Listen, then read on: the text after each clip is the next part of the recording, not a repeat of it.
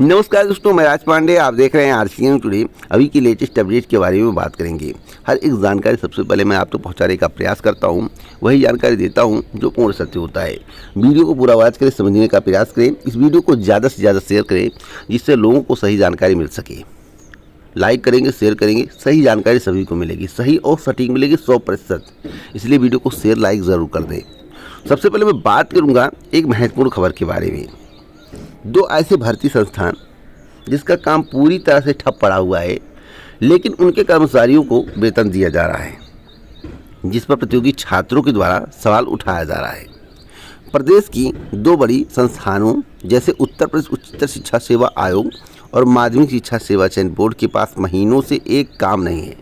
इन दोनों संस्थानों के 75 से अधिक कर्मचारियों को बिना काम के वेतन दिया जा रहा है।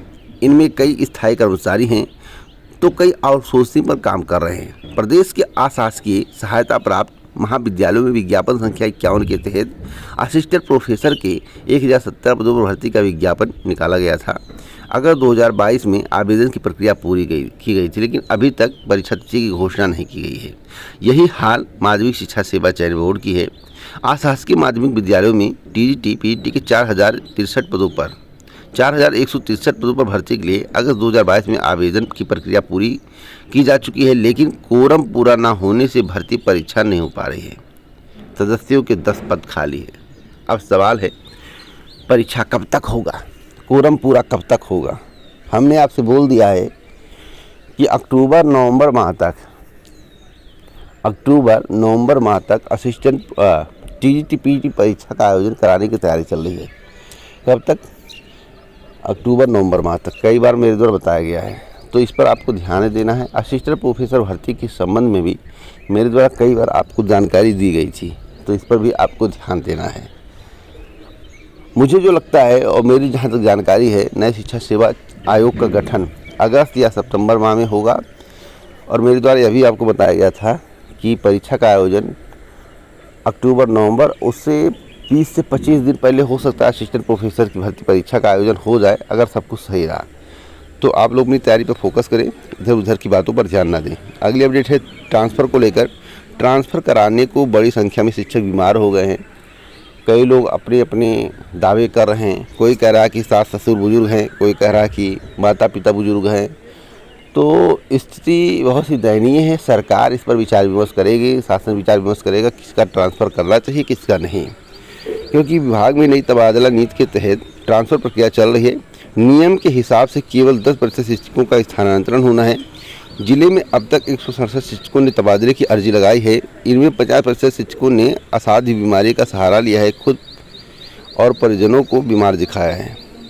शिक्षिकाओं ने सास ससुर की सेवा या फिर उनकी बीमारी का हवाला देकर शहर से नज़दीक स्कूल में तबादला करवाने के लिए प्रार्थना की है। फिलहाल तबादला होगा या नहीं शासन पर निर्भर करेगा, लेकिन इस तरह की स्थिति परिस्थिति है। जब 10% होना है तो सभी का हो पाना तो मुश्किल है, लेकिन इसमें से कौन बेहतर है, कौन योग्य है, यह तो शासन चुनाव करेगा। जब छटनी होगी तब पता चलेगा। अब मैं बात करूंगा नई भर्ती को लेकर। दोस्तों, बहुत ही अच्छी खबर मैं आपको देने जा रहा हूँ। 2386 पदों पर भर्ती का विज्ञापन जारी किया जाएगा। भर्ती करने की तैयारी चल रही है।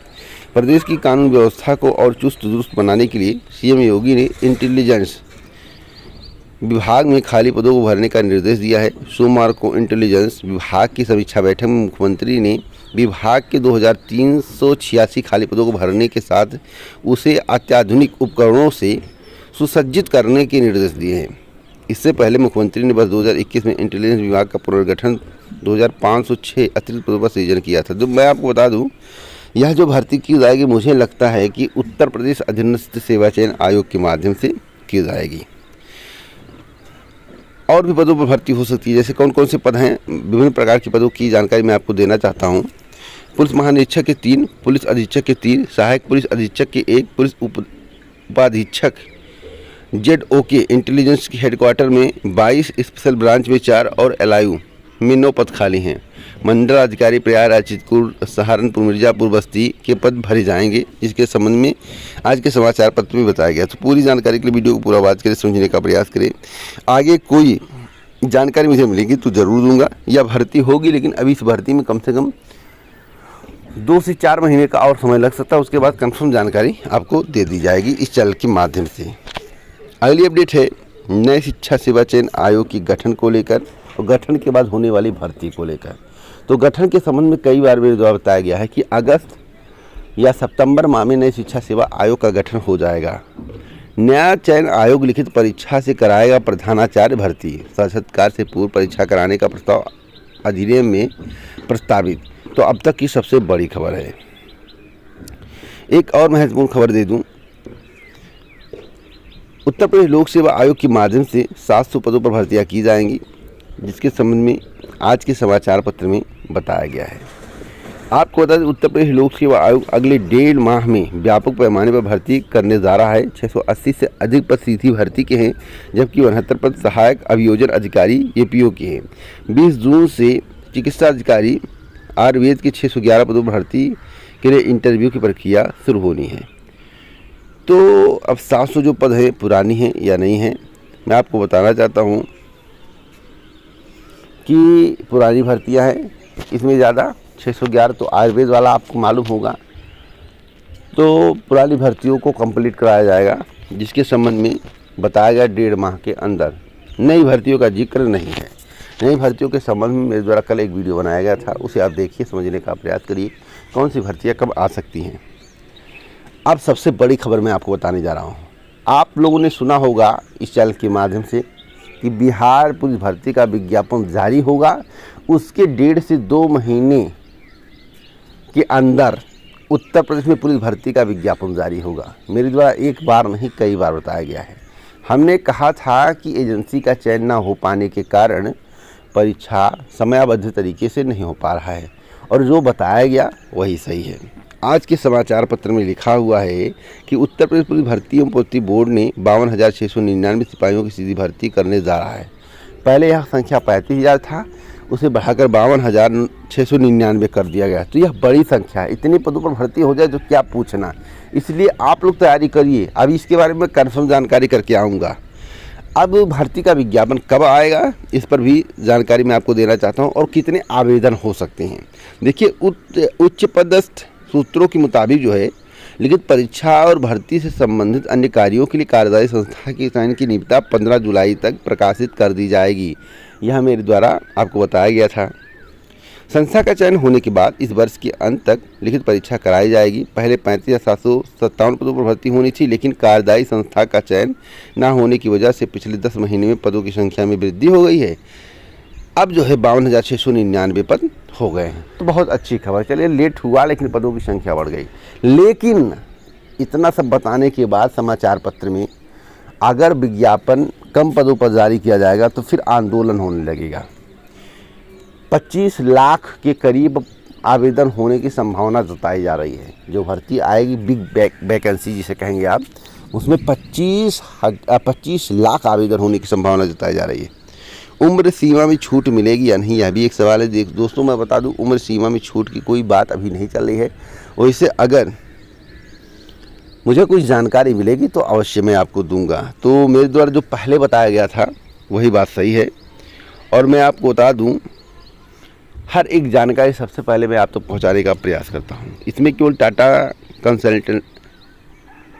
कंसल्टेंसी सर्विसेज यानी कि TCS ने ही हिस्सा लिया है। इस वजह से निविदा निरस्त कर दी गई थी, क्योंकि एक एजेंसी ने केवल परीक्षा कराने की जिम्मेदारी लेने को तैयार। और TCS के बारे में आपको मालूम होगा कौन कौन सी परीक्षा कराई और क्या स्थिति रही है। तो कम से कम 3-4 संस्था हो तो फिर आगे प्रक्रिया बढ़ेगी। एक संस्था की निविदा से प्रक्रिया आगे नहीं बढ़ने वाली है। अब मैं बात करूंगा एक और महत्वपूर्ण खबर के बारे में। बहुत ही महत्वपूर्ण खबर है, जिसके संबंध में आपको जानकारी होना आवश्यक है। BDO भर्ती, हमने संदिग्ध की बात उठाई थी कि 1300 जो संदिग्ध हैं, अगर उन्हें बाहर नहीं किया जाएगा तो BDO में योग्य अभ्यर्थियों का चयन हो पाना मुश्किल हुआ। आप दोबारा जुगाड़ लगाएंगे। तो आप लोगों ने कर पढ़ा होगा कि क्या स्थिति है। उन्हें बाहर किया गया नहीं, उन्हें औपबंधिक तौर पर जो है परीक्षा देने की अनुमति दी गई है, जैसा कि उसमें पढ़ा था मैं नोटिस में। और मेरे द्वारा पहले ही आपको बताया गया था कि भैया आप इसके लिए प्रयास करिए, नहीं तो सब धोखा हो जाएगा। लेकिन आप लोगों ने प्रयास नहीं किया। अब देखिएगा कमाल। अब आगे आप वीडियो भर्ती में कमाल देखिएगा। मुझे कुछ बताने की आवश्यकता नहीं, बोलूँगा। जो लोग होशियार हैं, मेरी बात तक कटाक्ष किया करते थे, वो भैया अपना निपट लेंगे। अब जब मैं सही जानकारी देता हूँ तो सबको मिर्ची लगने लगती है। तो भैया जिन्हें मिर्ची लगती है इस चैनल की वीडियो ना देखा करें, क्योंकि मेरा काम है सही जानकारी देना। तो आपको अगर वीडियो पसंद आया हो तो इस वीडियो को शेयर करना मत भूलिएगा। साथ साथ मैं आपको बता दूं, जो सेंटर दूर दिए गए, हमने बोला था कि 60 किलोमीटर से लेकर 200 प्लस किलोमीटर तक आपको सेंटर दिया जाएगा, और वही हुआ है। हकीकत खबर देता हूं।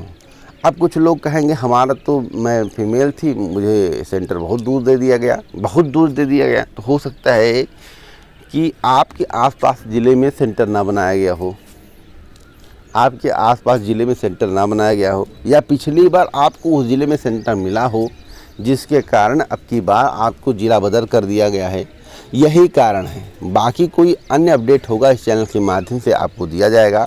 पूरा वीडियो सुनने के लिए दिल से धन्यवाद।